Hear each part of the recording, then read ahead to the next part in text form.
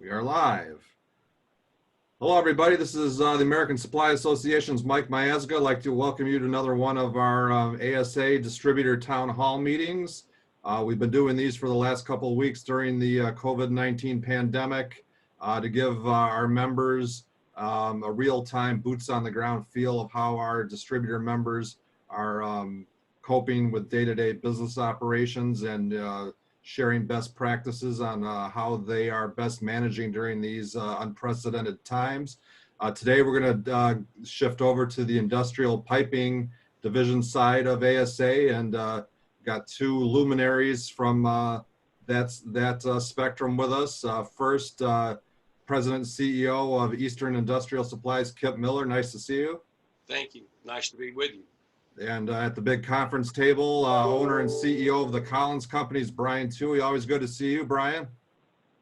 Good to see you as well, Michael. All right. Let's start it off. Give me a kind of a synopsis the last 7 to 10 days. Look back 7 days and then fast forward to present time. What's changed in your businesses for better or worse? How has the pandemic affected stuff in these last week to 10 days? Kip? Okay, sure. I would just say for us, not much has changed in the last 7 and 10 to 10 days. Some of our contractors were putting workers back on job sites beginning this week. So we've been fortunate that our business remains steady. We've not yet seen a drop off in revenues or our bid activity, and our pipeline of business that we have booked is really strong. So when we're in the Southeast, we're not involved in oil and gas. We haven't seen the declines like the distributors who are in that market. Being in the Southeast, people love their freedoms. That's the best way I can say it, including the freedom to work, and that's what they're doing. Brian? I would have to say our people have been fabulous. It's, you know, our country, our people's ability to adapt is unbelievable. We went into quarantine 6 weeks ago, but all of our locations are still operational. Unlike Kip, the Northeast is probably the hardest hit through this. Affiliated distributors just finished a survey of all their PVF members, and the Northeast business in the Northeast was down 40%, and that reflects where we are. Our industrial business is solid, but our commercial construction type business is virtually non-existent at this point. But I cannot say enough for our people. They adapted. It was the new normal, and they adapted absolutely beautifully. You guys are a couple of experts. I consider you experts in the PVF field. What's your take on the current climate? I know there's craziness before this started with price of oil, stuff going on overseas, and now you add the pandemic. How would you classify things right now in that sector? I would say for us, industrial PVF has been steady. We haven't seen many manufacturers close. The ones that have closed for a day or two to disinfect their facilities. We have been impacted by the plant closing, BMW's plant closing. We have one of our largest locations only about 10 minutes from BMW, and we've been their supply partner since the very beginning.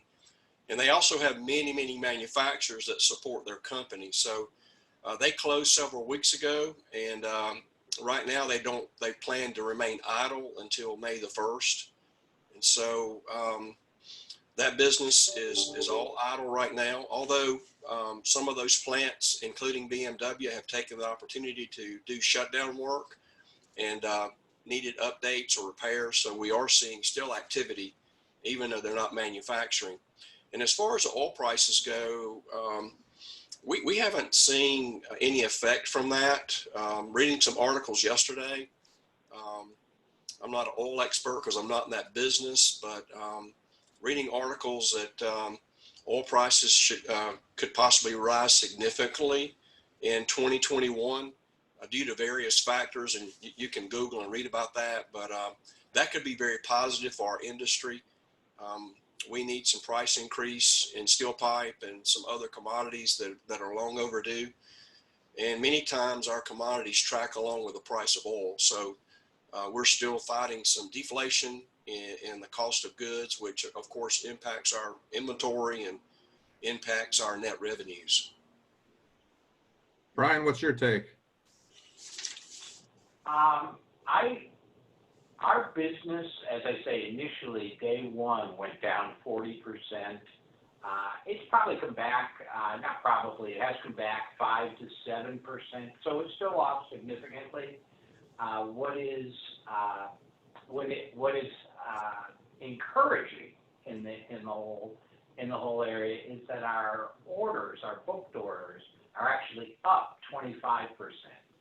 So my feeling is that we need to carefully get ourselves through this period. But when things do open up, people are still quoting. People are still positive about coming out of this, and I think we'll come out of it very strongly. At least that's certainly my hope. When did you guys start planning for the pandemic, the slowdown? Can you take us back to a specific date? And did you roll out, I've heard several distributors saying, we planned for, 10% decline. Here's what's going to happen with 20%, 30%. Can you take us into your thought process on when maybe you started to hunker down? Well, the first couple of weeks, I don't know what the right word was. Shock, dismay, how we're going to adjust to this. Just trying to work our way through what was so new and so different. Scrambling in the beginning for allowing over 50% of our workforce to work remotely. That was all of our emphasis in the beginning. Get them set up at home. Get them in a safe place. Like Brian said, our people have been super, and they adapted well to that. Some of them struggle from working at home or not being able to work in the office, depending on your personality. But they've done well with that. But we started talking about plans for 20, 30, and 40% drop of our revenues. Fortunately, we have not had to enact any of that at this point, and I hope that we don't. But hope's not a strategy, right, in this case. So we've got plans, and we continue to talk about those things on a daily basis, the what ifs. Brian? Yeah, initially we immediately took our sales force off the road on that third week of March. They were the first people that were impacted. They went remote. And then we offered our people, those that would be comfortable continuing to work at the office were allowed to. Those that felt more comfortable to work remotely, they certainly had that option. Then 2 weeks in, when we had shelter-in-place orders in just about every state we operate in. And we went to skeleton crews. All of the operations are still operating with skeleton crews. Again, I couldn't be prouder of our people. And that's where we are today. And it's really kind of feeling pretty normal. We've been doing it long enough where it's kind of the new normal for us. What are you guys doing safety, hygiene-wise at your branch locations? Well, we're doing all the things that the CDC recommended that we do in the beginning. When that came out, we printed out posters and sent those to every location, little 8.5 by 11 printed flyers, put them on the bathroom doors and in key areas just to remind people of those procedures.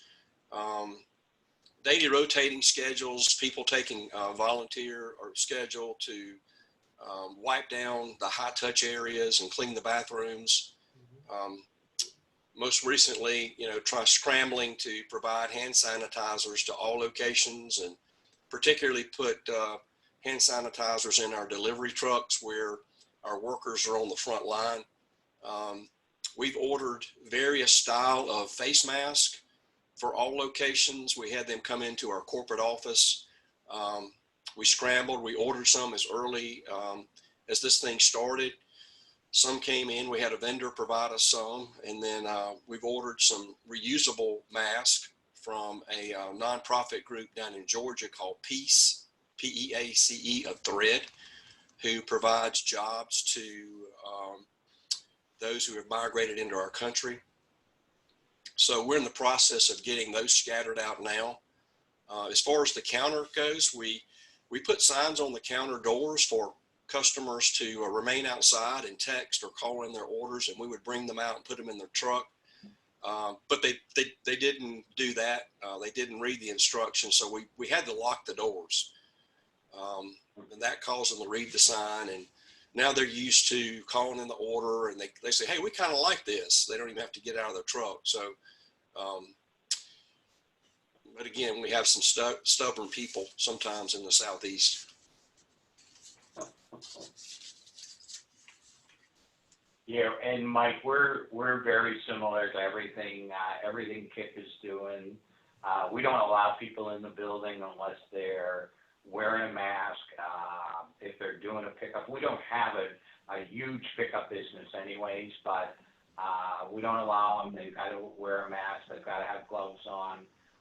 We clean the facility twice a week.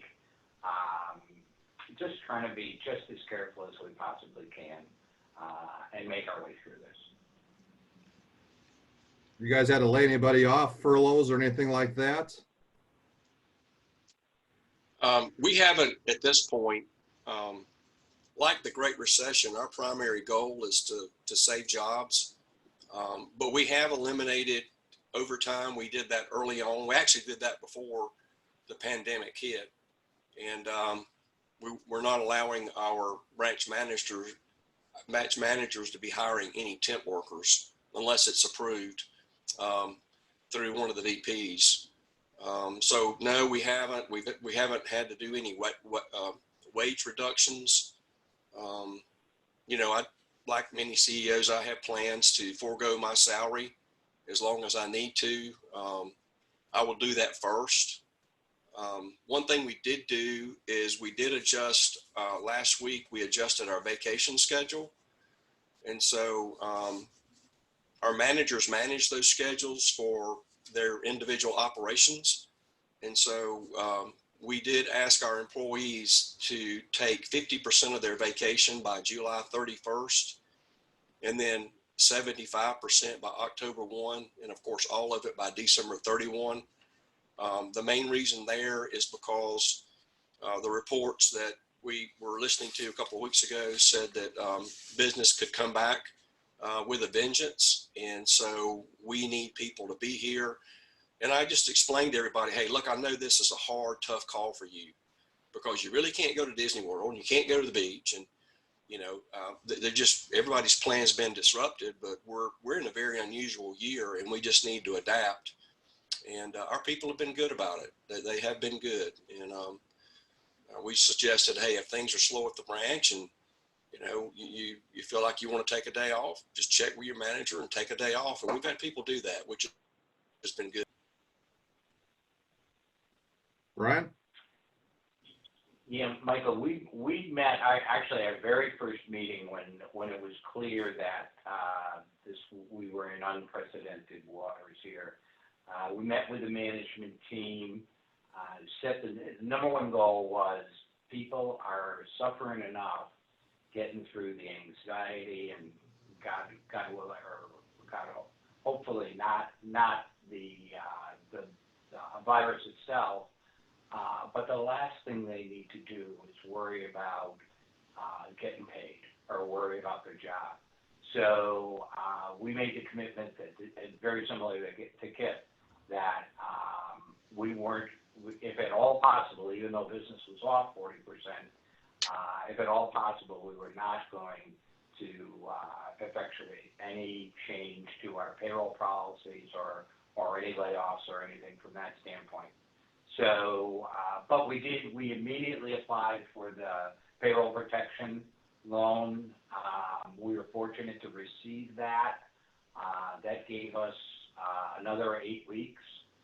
We carried the first 4 or 5 weeks here with the company, and now we got that loan came through last Friday. So I told all of our employees they don't have to worry about their jobs or their paychecks. Worry about staying well, and let's get this behind us.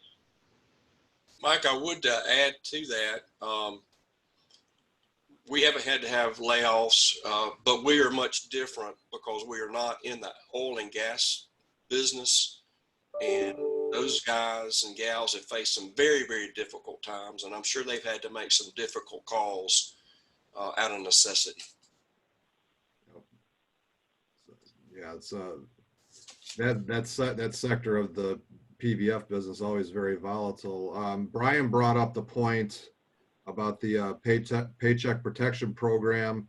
I'll go back to you first, Brian, and Kip can kind of give his insight. Did you have a hard time applying for it, or to kind of walk us through that? We've had on these interviews in the past a mixed bag of it was super simple to it was real chaotic. What was your experience like? We deal with a local community bank, and that turned out to be a real blessing. They were right on top of the application process. We filed the application the first day that it was available to be filed. They filed it for us. We were notified 2 days after the application went in that the loan was approved, and then the monies hit end of last week. So for us, we were blessed that it was actually a very simple process. Well, for us, it was a very challenging and chaotic process. We printed out the form to fill out, got all that done. Then the form changed. The government changed the PPP form.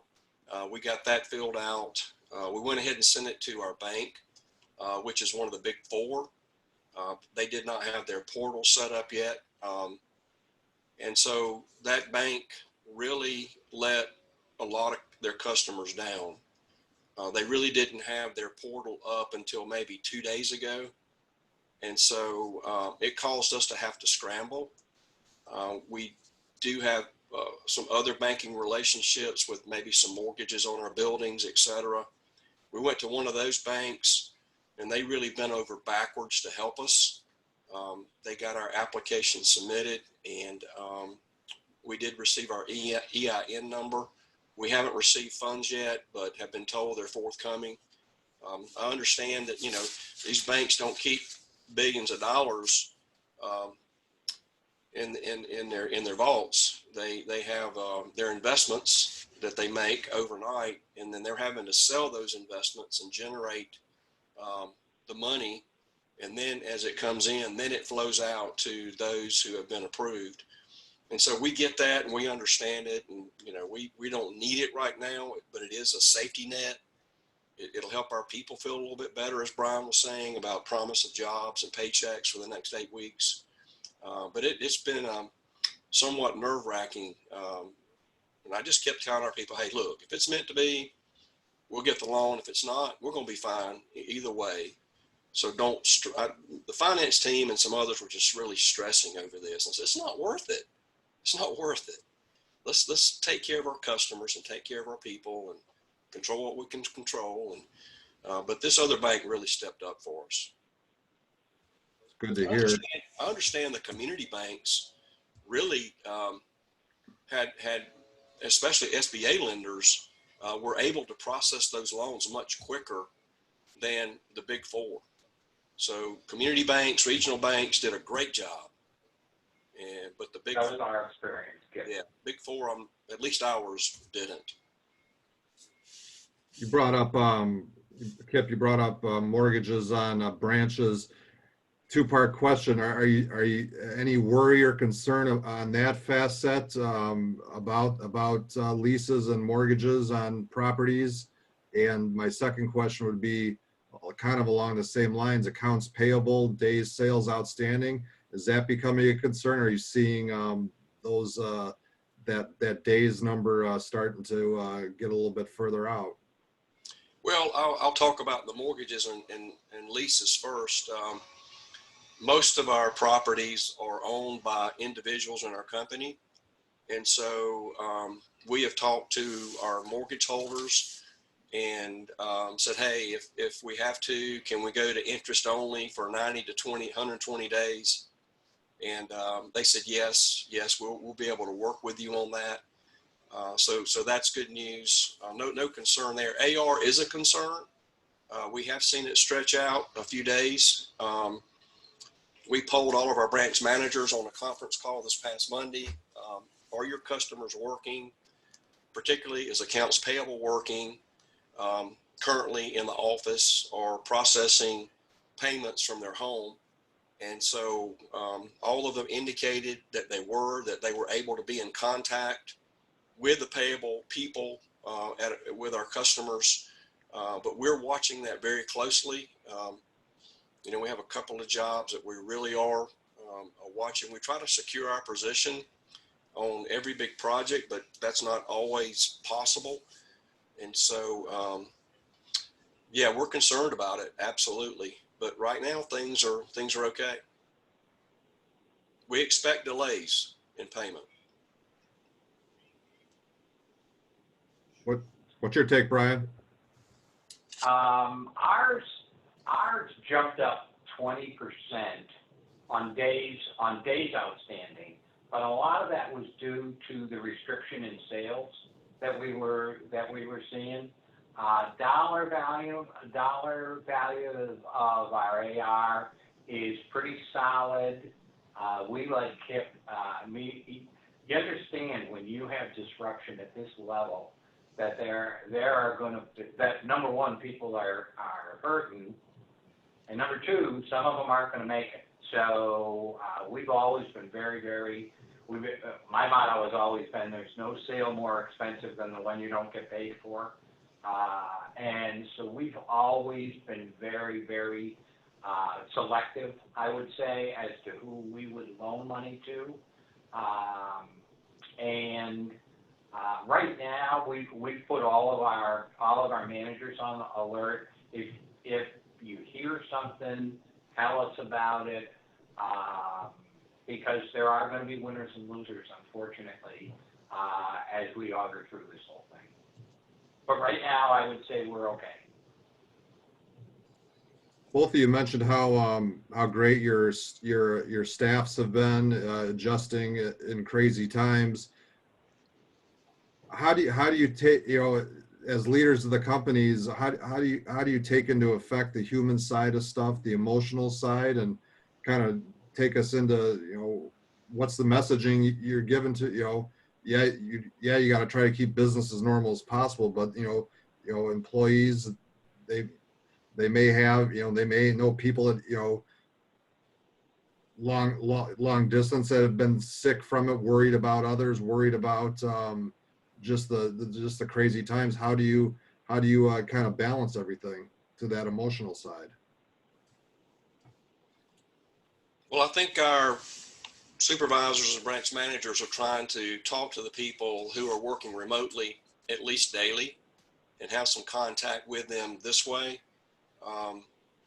Other ways that we have been communicating, I think I'm about my 5th week of providing a daily video, a 2 to 3 minute video that it's just an update that we send to our associates. In the beginning, it was more about business, but then it became more about individual, personal encouragement. And so it went from being more scripted to just a conversation, maybe like we're having right now, where it's more personal. Hey, what are you thinking? What are you doing to plan for the future? What did you do this weekend? How are you coping personally with this situation? And then if I don't send a daily video, I'll send a video that I have come across or someone has sent me about encouragement, like giving back, helping others at this particular time. So, trying to do various things. We actually, I actually did a Facebook Live with our associates 2 days last week and allowed them to submit questions in advance. And of course, there's a feature they can ask questions while you're live. And so I did a little update and then allowed them to ask questions, and some of them had interesting questions. And so just being able to see a face and realize that we're here, that we're in the office, that I'm working, others are working. Those have been some things that we've done. We've recorded those, and they're on our insider page on Facebook. So if they couldn't attend during the live event, they could go back and watch that. And just like Kip said, communication, you can't over communicate in a situation like this. I send out an email to all of our people twice a week, giving them an update on where we are from a sales standpoint. Obviously with sales off 40%, this payroll protection loan was critical to us. I'd like to tell you we still make money when we're off 40%, but we don't. But I made them all aware of our commitment that the number one goal was to keep everyone employed at our company. And they were well aware of the payroll protection loan application. I brought them all through that. And then last week I was pleased to be able to tell them that at least for the next 8 weeks at a minimum, that they don't have to worry about the jobs and they don't have to worry about their payroll or their paychecks. I think the other thing is you just have to be, you've got to be available, you've got to listen to them, because everybody sees, and this crisis affects everyone differently. I had a driver, 28-year driver in my office with his wife yesterday crying because he said, "Brian, I want to come back to work, but I'm scared. I'm 60 years old. I might be a little overweight. I got high blood pressure, and I'm scared." And you got to be available for them, and you got to listen to them, and you got to assure them that it's going to be all right, and we'll take care of it. But that listening, I think, is absolutely critical at this point in time, because everybody views this challenge differently. What lessons are you going to take out of this crisis going forward, do you think, as leaders? Well, to really appreciate the little things, the little freedoms that we had, the routines. Appreciate the little things. Just a reminder of how important it is to encourage your team and encourage other people. Like Brian said, everybody deals with it differently, and you have to communicate in multiple ways. Just letting them know that you truly care about them and their families. Really wanting our people to come out of the backside of this thing with knowing that our company went over and above to care for them during this time. And so whether that's providing face masks or encouraging words or telling them about our commitment to protect jobs, I think is a good thing. I think remaining steady. It's easy to remain steady when things are good, but to remain steady in a crisis, even though you might be anxious yourself, but projecting that image before others. And then we've just tried to use wisdom versus the herd mentality. Just because everybody was taking particular actions didn't mean that we needed to.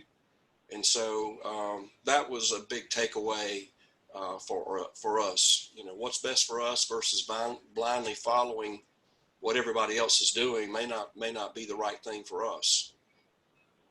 And what I've learned is I can learn new technology with Facebook Live and Zoom. And I've learned that we can work remotely and we can still get the job done. That's something I didn't know before. So I'm sure that might change how our workforce moves forward into the future. Lessons learned, Brian. Yeah, I echo what Kip said. I think the most positive lesson was that our people knew that we put them first, and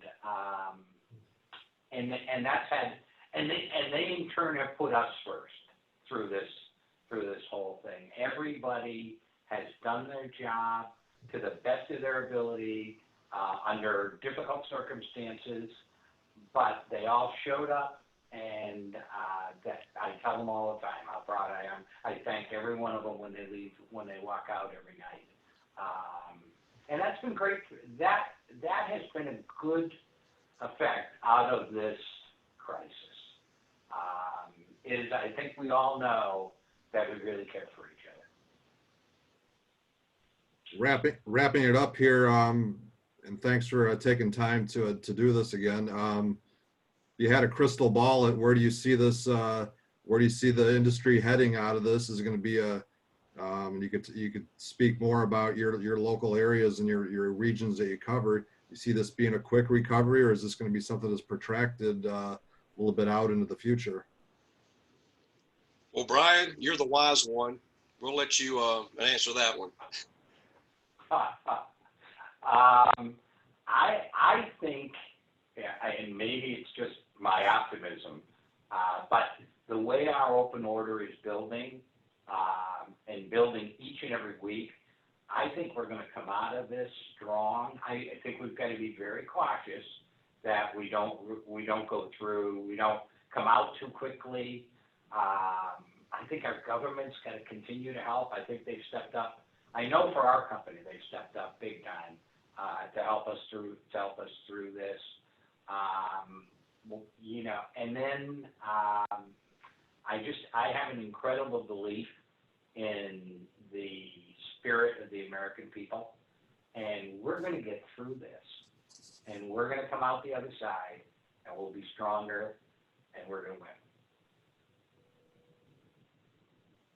Yeah, I believe the recovery, I agree with Brian. I believe the recovery is going to be greatly tied to how quickly people can get back to work. And those manufacturing plants that are closed, that they begin production. So I don't know that it'll be a huge spike. I certainly hope so in the third and fourth quarter. But I think realistically, long term, we can expect a 1 to 2 year recovery period before it maybe gets back to maybe like it was previously. So a slow but steady growth. In the long run, we could benefit if manufacturers relocate facilities and manufacturing plants back on shore.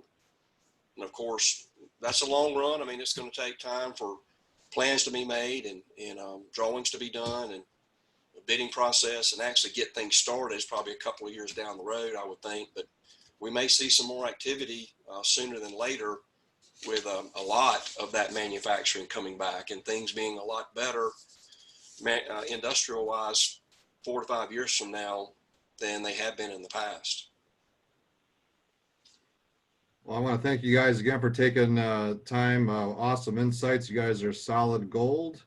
And Kip Miller and Brian Toohey, thank you. And for the latest COVID-19 updates, we encourage you to check out the ASA website, asa.net, and our COVID-19 Resource Center, and enjoy the rest of your day. Thank you. Thank you, gentlemen. Take care.